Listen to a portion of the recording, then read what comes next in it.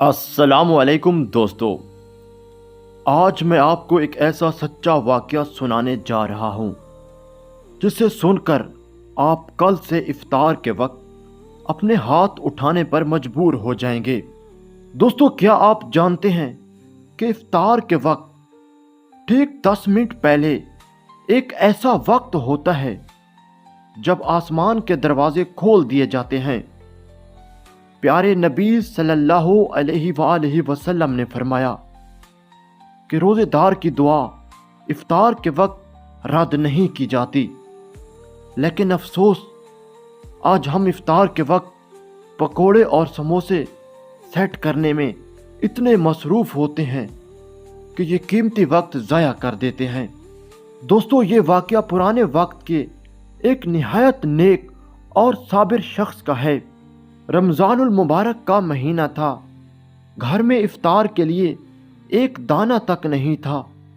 बच्चे भूख से निढाल थे और इफ्तार का वक्त करीब आ रहा था। बीवी ने घबरा कर पूछा, आज इफ्तार कैसे होगा? उस मर्दे मोमिन ने कहा, जिसने सारा दिन भूखा रखा वही इफ्तार भी करवाएगा। उसने वुज़ू किया, मुसल्ला बिछाया और इफ्तार से कुछ देर पहले दुआ के लिए हाथ उठा दिए। उसकी आंखों से आंसू भी बह रहे थे और वो कह रहा था, या अल्लाह, मैं तेरा मेहमान हूँ और तेरे मेहमान भूखे नहीं सोते।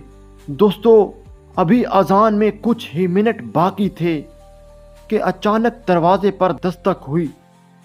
एक अनजान शख्स बाहर खड़ा था जिसके हाथ में खंजूरें थीं, ताज़ा खाना और कुछ पैसे थे।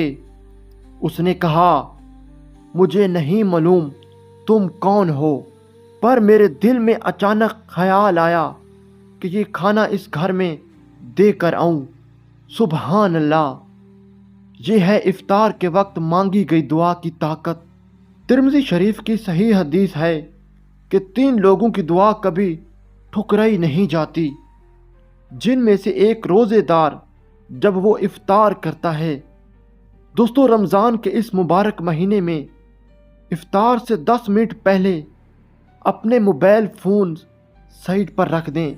अपनी दुनिया और आखिरत, अपनी परेशानियों के लिए दुआ करें, क्योंकि उस वक्त अल्लाह अपने फरिश्तों से फरमाता है कि मेरे बंदे को वो सब दे दो जो वो मांग रहा है। दोस्तों, अगर इस वाक़ये ने आपके दिल पर असर किया है तो कमेंट में सुबहान अल्लाह ज़रूर लिखें।